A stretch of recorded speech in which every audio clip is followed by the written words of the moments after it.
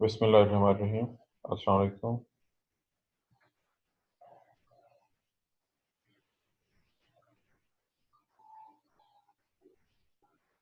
जी, class की तरफ से कोई क्वेश्चन?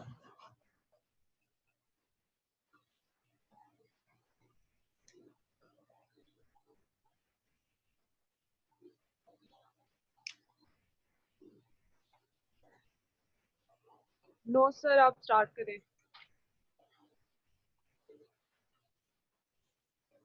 हाँ जी, कल हमने लास्ट मेरे ख्याल में डिस्कस कर रहे थे, रूट प्रेशर थ्योरी डिस्कस की थी। उसमें वो किसी बच्चे ने सवाल पूछा था यूएस मेगा पास्कल के हवाले से। वो मैंने नोट किया, देखा है वो बुक ने गलत लिखा हुआ है। There is no such thing as US mega pascal, वो गलत लिखा गया हुआ है लफ्ज़ के अंदर। मेगा पास्कल बजाते खुद सिस्टम इंटरनेशनल का एक यूनिट है और उसका किसी कंट्री से कोई ताल्लुक नहीं है। सिस्टम इंटरनेशनल का हिस्सा है, लेकिन वो बुक की मिस्टेक है। और ये भी याद रखिए कि मुख्तलिफ बुक्स में डिपेंड करते हुए आपके पास बुक कौन सी है, आप किस बुक को फॉलो कर रहे हैं। मुख्तलिफ यूनिट्स आपको याद होगा, जब हम पढ़ रहे थे ऑस्मोटिक पोटेंशियल्स को, वाटर पोटेंशियल को, तो वहां पे मुख्तलिफ यूनिट डिस्कस हुए थे।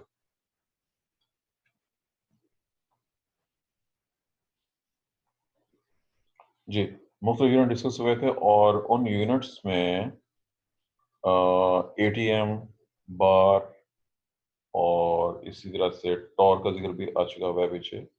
मुख्तलिफ यूनिट्स जो हैं वो दुनिया में इस्तेमाल किए जाते रहे हैं मुख्तलिफ सिस्टम्स के अंदर। जिस दौर में मैं पढ़ा हूँ, जब मैं स्टूडेंट था, तो उस वक़्त बार बहुत ज़्यादा इस्तेमाल होता था और मुझे वो वाली फिगर्स अब तक याद हैं जो उस दौर में मैंने पढ़ी हुई हैं बार्स के अंदर। लेकिन बहरहाल अब चूँकि यूनिट्स वो पुराने भी चल रहे होते हैं, न्यू यूनिट्स भी आ जाते हैं, तो इससे ख़ासी ज़्यादा प्रॉब्लम और कन्फ्यूजन भी पैदा होती है। क्योंकि अब जो नई बुक्स आ रही हैं, वो न्यू यूनिट्स को फ़ॉलो करती है या दे रही होती हैं। और जो पुराने राइटर्स थे, पुराने जो थ्योरीज़ हैं और जो कुछ उन्होंने किया था, वो सब आम तौर पर बार यूनिट के अंदर किया गया हुआ है। बहरहाल इससे भी कुछ कन्फ्यूजन पैदा हो सकती है। डिपेंड करता है आप जिस बुक को फ़ॉलो कर रहे हैं, उस पे उसने यूनिट कौन से दिए होते हैं। और अगर फ़र्ज़ कीजिए पेपर सेटर के पास कोई और बुक हुई और उसने कोई और यूनिट पूछ लिया, तो थोड़ी-सी प्रॉब्लम पैदा हो सकती है। अ, आप लोग चूँकि सब के सब ही अ अ, जिस सिस्टम में पढ़े हैं शुरू से ही, आपने सिस्टम इंटरनेशनल स्टडी किया। आप लोग शुरू से ही सिस्टम इंटरनेशनल, क्या पास्कल और मेगा पास्कल इसकी डेफिनेशन किसी को याद है पहले से? क्योंकि ये तो मैट्रिक इंटर लेवल का क्वेश्चन है। किसी को पास्कल या मैं अगर पास्कल डिफाइन करेंगे तो मेगा पास्कल भी ऑटोमेटिक कन्वर्ट होकर बन सकता है। Do you know what is this?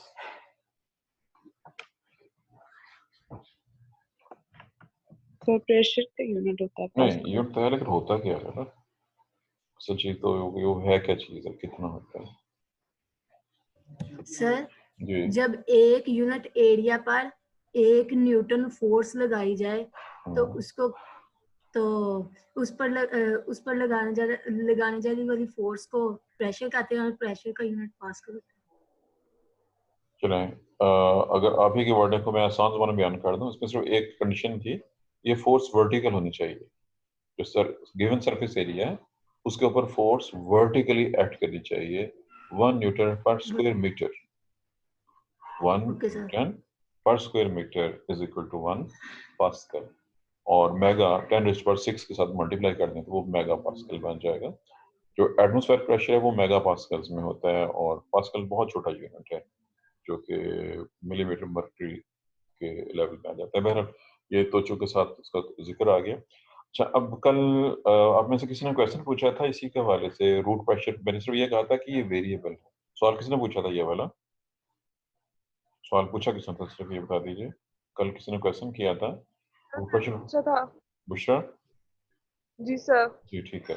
चलें, मैं उसका आंसर देना चाह रहा हूँ।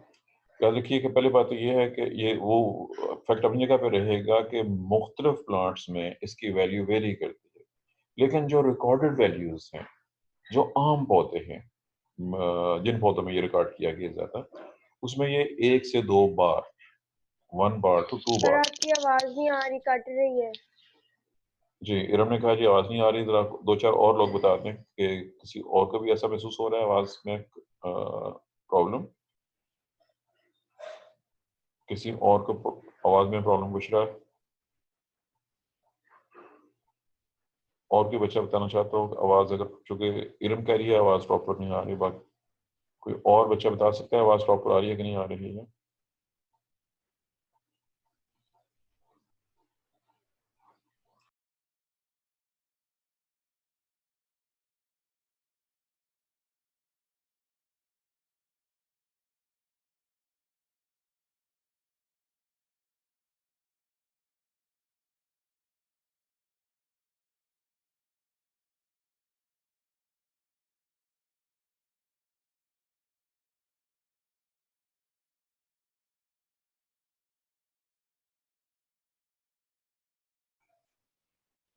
ये मेरा मैसेज चेक कर रहा हूँ, आपका किसी के मैसेज आया है, मैं देख रहा हूँ कि वो क्या कह रहे हैं।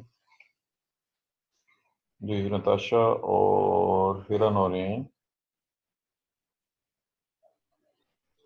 जी ये जब बिल्कुल बंद हुआ है वो तो हमारी डिस्कशन थी, लेकिन उससे पहले जो कुछ हम बात कर रहे थे वो उसके बारे में मुझे आपने बताना है कि आवाज किस हद तक आपको आ रही थी। मैं कहाँ से दोबारा शुरू करूँ?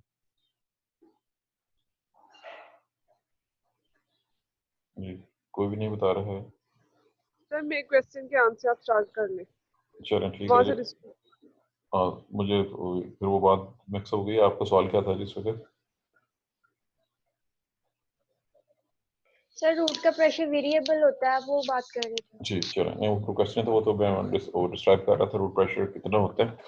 जी, जो मेजॉरिटी पौधों में जिनमें ये स्टडी किया गया तो इसकी वैल्यू 1 से 2, 1 से 2 बार, और बार की धातु की है। एक बार जो है बैरोमीटर प्रेशर 750 मिलीमीटर मर्क्यूरी के इक्वल होता है, वो 1 एटीएम, 1 बार 1 एटीएम से छोटा है।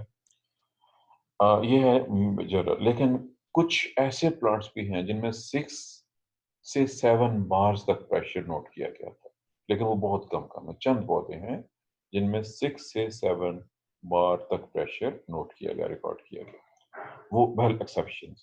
अब एक बड़ा इंटरेस्टिंग कह लीजिए इंफॉर्मेशन है कि अगर एक बैरोमेट्रिक प्रेशर हो तो वो पानी को कितना ऊपर ले जा सकता है। ये फिजिक्स केमिस्ट्री का टॉपिक है। आपके जहन में कोई कंसेप्ट है इसका कि नहीं है किसी हवाले से? अगर एक बैरोमेट्रिक प्रेशर हो तो वो पानी को कितना ऊपर ले जाएगा? इसका बेसिक ताल्लुक वैसे फिजिक्स के साथ ही है। फिजिक्स आप लोगों ने तो 10 मीटर। 10 मीटर ये सवाल ने जवाब दिया है। क्या इसकी कोई रीजन है? सर सनिया ने, जी सर मैंने दिया सनिया। सनिया ने जवाब दिया। जी ठीक है, चलिए बताइए कि इसकी कोई रीजन क्या है आपके ख्याल? सर मैंने बार का डेफिनेशन पढ़ा था कि वो जो प्रेशर एक्सर्ट होता है 10 मीटर पाइप में से वाटर को गुजारने के लिए, तो उस रेफरेंस से बोला मैंने।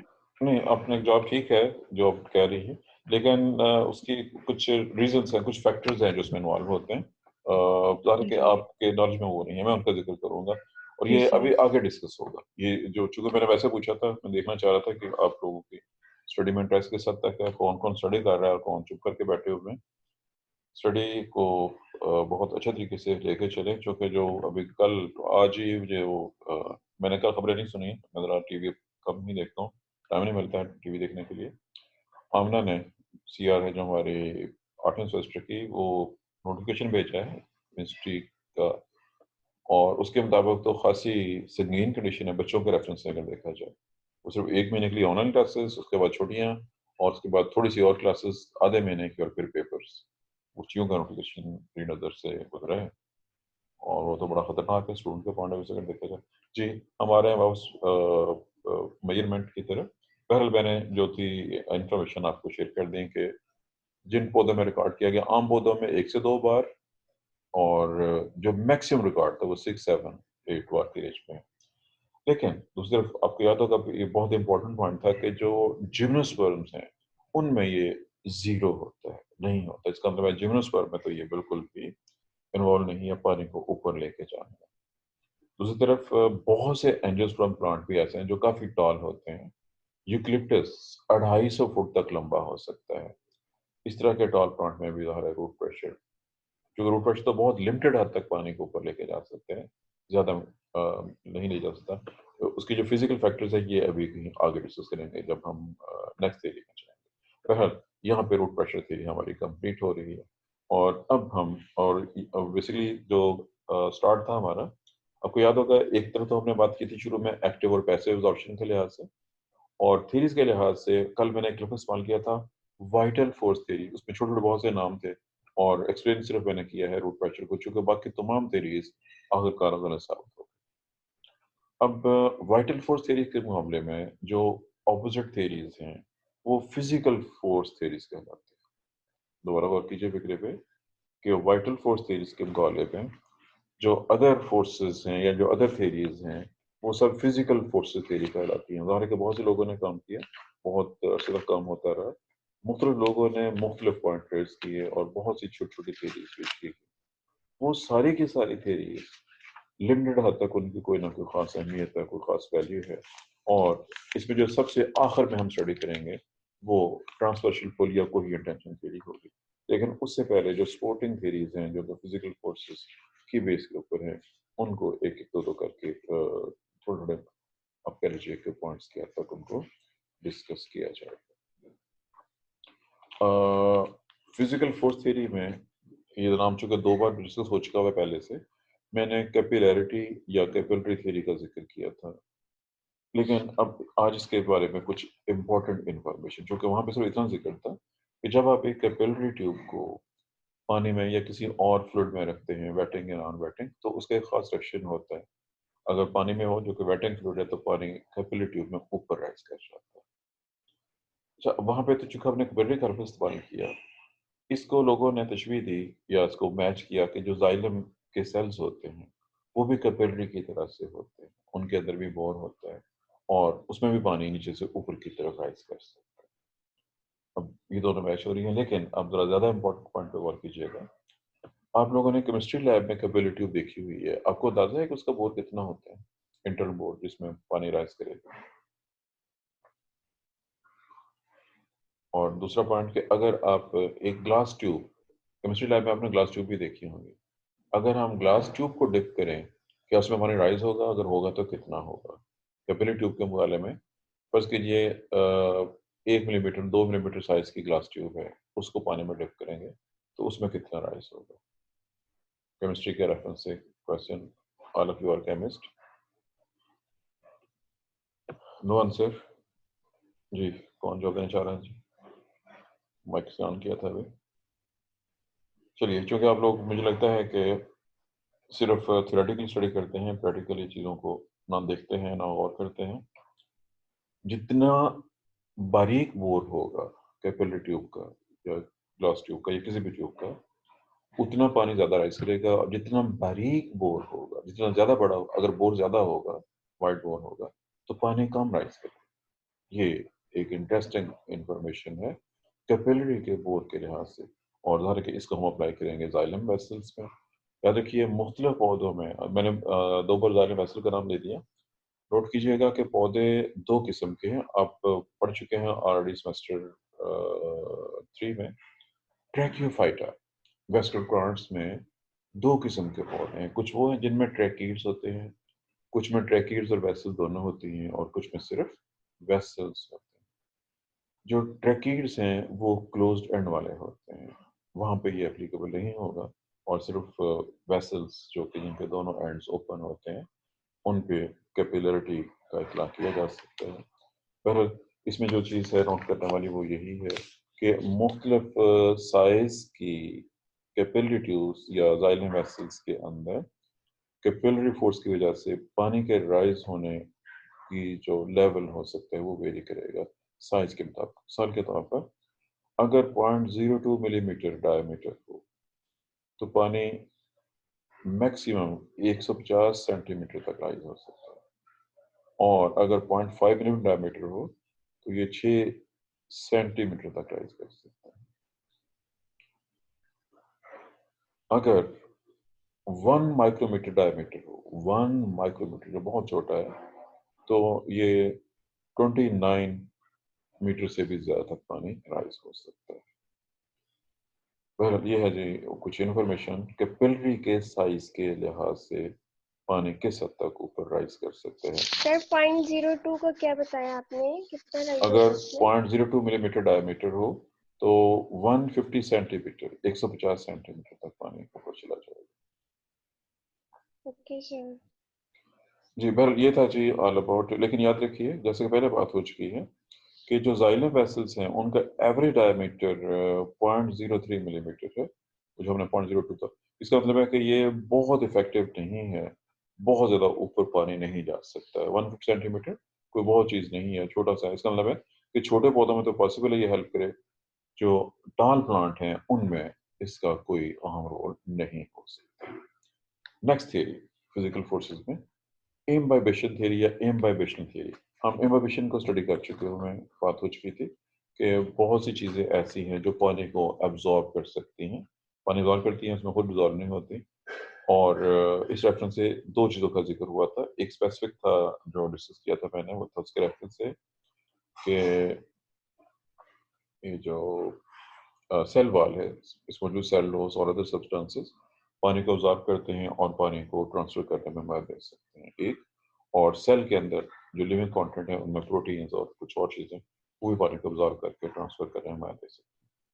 लेकिन जब एक्सपेरिमेंटल इसमें बाजार तो इम्बर्शन जो प्रेशर है वो फोर्स जो इम्बर्शन काज करती है उसकी वैल्यू बहुत ज़्यादा है। लेकिन जब प्रैक्टिकली स्टडी किया गया तो देखा गया कि जो जाइलम सेल्स हैं जिनमें से पानी ने ऊपर जाना होता है, जो कि एक्सपेरिमेंट बहुत से एक्सपेरिमेंट जब से 100 साल पहले हो चुके थे, जाइलम सेल के ज़रिए पानी जाता है। तो नोट किया गया कि उनके अंदर बोर होता है, खाली जगह होती है, उसमें सर्कुलर नहीं होता है। पानी उनके अंदर से ज़्यादा जा रहा है, उसकी जो सेल वॉल्स है उसमें से बहुत कम मिकदार में पानी ट्रांसफ़र होता है और जाइलम वेसल के अंदर से उसकी रफ्तार ज़्यादा होती है और जो थ्रू सेल वॉल जा रहा होता है उसकी रफ्तार इतनी ज़्यादा नहीं होती। दूसरे शब्दों में ये कह लीजिए कि ये थ्योरी भी कोई इफेक्टिव या कोई इम्पोर्टेंट नहीं है, सिर्फ हेल्प करती है थोड़ी बहुत नेचर तक, ना होने के बराबर कह सकते हैं। इसका इफेक्ट है कैरी होता है पानी लेकिन बहुत कम मिकदार में और उसका कोई बहुत ज़्यादा मेजर फैक्टर नहीं है। परसेंटेज देखी जाए तो वो लेस देन 1% की रेंज। अब इससे जो नेक्स्ट थ्योरी है ये बड़ी इंटरेस्टिंग है और इसमें असल में वो जो जिक्र हुआ था मैंने आपसे उसके हवाले से पूछा था। वेल थ्योरी का नाम है जी एटमॉस्फेरिक प्रेशर थ्योरी। ये भी बहुत इंटरेस्टिंग थ्योरी थी। एटमॉस्फेरिक प्रेशर थ्योरी के मुताबिक आई एम श्योर कि आप लोगों ने याद रखा होगा कि जो बैरोमीटर है वो कैसे बनता है। याद है, भूल चुकी है बात कि एक ट्यूब में जिसका एक सिरा ओपन और एक बंद होता है, पारे मरकरी को भरते हैं, उसके ऊपर अंगूठा रखते हैं और उन्हें बंद कर लेते हैं उसको और भर के मुकम्मल और फिर उसको एक मरकरी के टब में इन्वर्ट करके फिक्स कर देते हैं और देखते हैं कि वो जो लेवल है अगर सी लेवल पे हो तो वो 760 मिलीमीटर पे अपने आप को फिक्स कर लेते हैं। अगर टेम्परेचर 0 डिग्री सेल्सियस हो, अगर आप सी लेवल से थोड़ा सा ऊपर हो, किसी और जगह पे हो, मैदानी इलाकों में हो, तो तकरीबन 750 मिलीमीटर मरकरी की रेंज। अगर बहुत ऊंचे इलाकों में होंगे तो प्रेशर इससे भी कम होता है। अब दोबारा गौर कीजिएगा, जो मैंने जिक्र किया है कि ये बनाते कैसे हैं, जो रफ बनाया गया था उस दौर में टॉरिसिटी ने। जब आप मरकरी को एक ट्यूब में भर के उसको इन्वर्ट करते हैं, मरकरी थोड़ा सा नीचे फॉल करता है, उसके ऊपर वैक्यूम होता है, वो जो खाली जगह नजर आती है आपको वहां पे वैक्यूम मौजूद है क्योंकि वहां पे एयर नहीं है। अगर हम ये फर्ज करें कि जो एटमॉस्फेरिक प्रेशर है ये पानी के ऊपर राइज कर रहा है, तो उसके लिए ये रिक्वायरमेंट होनी चाहिए थी कि ऊपर जो है वैक्यूम मौजूद होना चाहिए। लेकिन बहर जो एक्सपेरिमेंट किए गए थे बड़े इंटरेस्टिंग थे। साइंटिस्ट ने एक ट्यूब ली। आप समझते हैं ट्यूब क्या होती है। अब ट्यूब दो तरह की हो सकती हैं, आप ग्लास ट्यूब ले सकते हैं, आप प्लास्टिक ट्यूब ले सकते हैं। एक्सपेरिमेंट दोनों तरह से किया गया। आप छोटे बोर की ट्यूब ले सकते हैं, आप बड़े बोर की ट्यूब ले सकते हैं, आप 1 सेंटीमीटर साइज की ट्यूब ले सकते हैं, वेरिएबल्स। एक ट्यूब को पानी में डिप कर दिया और उसके ऊपर वो इंस्ट्रूमेंट जिसको वैक्यूम पंप कहते हैं उससे ट्यूब के अंदर से सारी की सारी हवा खारिज करके निकाल दी। अब ऊपर वैक्यूम क्रिएट हो गया और वैक्यूम क्रिएट होने के बाद पानी नीचे से ऑटोमेटिक ऊपर की तरफ राइज होना शुरू हो गया। नीचे टब है पानी का, वो ट्यूब में पानी ऊपर की तरफ राइज होना शुरू हो। अब जी सवाल ने जवाब दिया था मेरे ख्याल में कुछ, अब जरा गौर कीजिए कि कितना पानी राइज होगा। एक ट्यूब है, उस ट्यूब के अंदर वैक्यूम आपने क्रिएट किया है, वैक्यूम पंप की वजह से पानी में उसको डिप किया हुआ है। अब बताइए कितना पानी आपके ख्याल में राइज होना चाहिए। सवाल का जवाब था जिस वक्त फिजिक्स और केमिस्ट्री के मेजरमेंट्स का इम्तिहान है आज आपका। और कोई जवाब देना चाहता वो भी बता सकते। Sir no idea. जी सवाल ने कहा जी नो आइडिया। और कोई जी? है ना, अंदली, ताहर? सर रिपीट कर दें एक दफा। सर रिपीट कर दे, जी मैंने क्वेश्चन ही नहीं सुना, अभी आई हूँ। जी ये अब मुझे किसी की कोई बोल रहा था बच्चा बच्ची, लेकिन मुझे उसकी आवाज़ नहीं हो, चुके उसमें बड़ा अजीब सा था, आवाज़ कट रही थी, बहुत ज़्यादा कट रही थी। पहले मैं इसको रिपीट कर रहा हूँ। आपने एक बड़ा सा बर्तन लिया पानी का, टब कह लें, पानी का टब है, उसमें आपने एक ट्यूब रखी हुई है। आप एक्सपेरिमेंट कई तरीकों से कर सकते हैं, ग्लास ट्यूब ले सकते हैं, प्लास्टिक ट्यूब ले सकते हैं, 1 मिलीमीटर बोर की ले सकते हैं, 1 सेंटीमीटर बोर की ले सकते हैं, या ज़्यादा बड़े साइज की भी ले सकते हैं। उसके ऊपर एक वैक्यूम पंप लगा दिया, टॉप के ऊपर लंबी ट्यूब है, ऊंची ट्यूब है, ऊपर वैक्यूम पंप है। वैक्यूम पंप जब आप ऑन करेंगे वो उसमें से एयर को निकाल देगा, यानी ऊपर नो प्रेशर, जीरो प्रेशर हो जाएगा या बहुत ही कम प्रेशर आ जाएगा। जैसे ही आप ऐसा करेंगे पानी नीचे से ऊपर राइज होना शुरू हो जाएगा, और जाहिर है कि वो पानी, चूंकि पानी की सरफेस फ्री है, वाटर जो राइज कर रहा है वो एटमॉस्फेरिक प्रेशर की वजह से राइज कर रहा है। अब सवाल मैंने आपसे किया था कि आपके ख्याल में कितना पानी कितना राइज करेगा ऊपर? जितना सारा सर उसके वैक्यूम के, जी एक मिनट जी, इरम पहले। सर जितना हम उसका प्रेशर डाउन कर देंगे ऊपर वाली साइड पे तो फर्ज उतना करें कि ज्यादा। जी फर्ज करें आपने वैक्यूम इतना कर दिया कि प्रेशर अंदर जीरो हो गया। फर्ज कर लेते हैं कि जी आपने प्रेशर जीरो कर दिया ट्यूब के अंदर। अब बताएं कितना राइज करेगा? सर मेरे ख्याल से नहीं करेगा राइज वाटर जी हिना ने कहा अगर पानी, प्रेशर जीरो होता। जी हिना ने कहा है कि पानी राइज नहीं करेगा, ये हिना का जवाब है जी। और जी ताहर आप कुछ कहना चाह रहे थे? ताहर? नहीं सर, राइज तो करेगा क्योंकि प्रेशर डाउन हो गया हुआ है तो लो ग्रेडियंट तो जाएगा वो। जी Tahir, Tahir? Sir vacuum space तक राइज करेगा जितना आप वैक्यूम एरिया तक। नहीं वैक्यूम एरिया तो आप चाहें तो उसको 100 मीटर लंबा ले जाएं, वैक्यूम तो वैक्यूम पंप काम करेगा, लेकिन पानी अप कितना to rise? That level rise करेगा ना। जी ताहर ने ऑन किया था माइक, उस वक्त आप जवाब नहीं दे रहा जी को बच्चा। सर जितना उसका पानी का पहले प्रेशर था पानी की सरफेस पे नहीं पानी की सरफेस उतनी तो ज्यादा जी सेंटीमीटर जी, पानी की सरफेस अगर आप फर्स्ट कहीं अपने यहाँ बैठे 180 हुए हैं, 180 से कम होगा, 1 बार होगा ना, क्योंकि 180 सिर्फ सी लेवल पे होता है। जब आप मैदानी इलाकों में आ जाते हैं, समुद्र से दूर होते हैं, तो उसको हम सिंपली 1 बार कह देते हैं, 1 बार 750 मिलीमीटर। चलें, ये जो हिना का जवाब था जी, हिना आपका जवाब फिर गलत हो गया बिल्कुल, बल्कि टोटल गलत हो गया। पानी राइज करेगा, लेकिन राइज कितना करेगा ये बेस करता है कि आपकी ट्यूब का डायमीटर कितना है और ट्यूब किस चीज से बनी हुई। बहुत से फैक्टर्स पे इन्वॉल्व हो जाते हैं।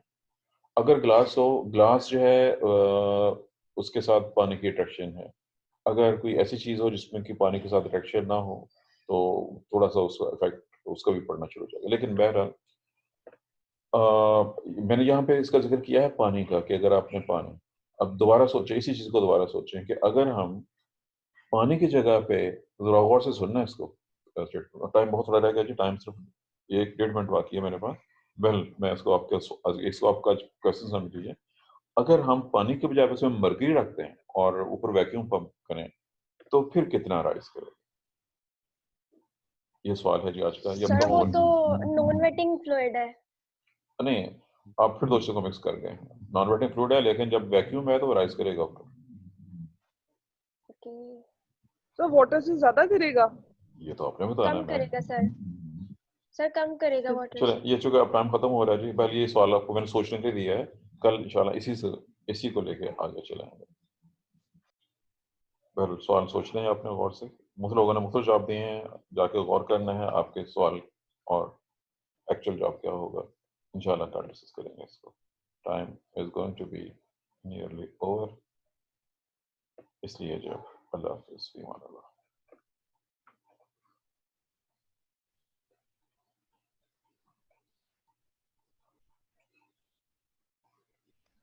अल्लाह हाफिज सर।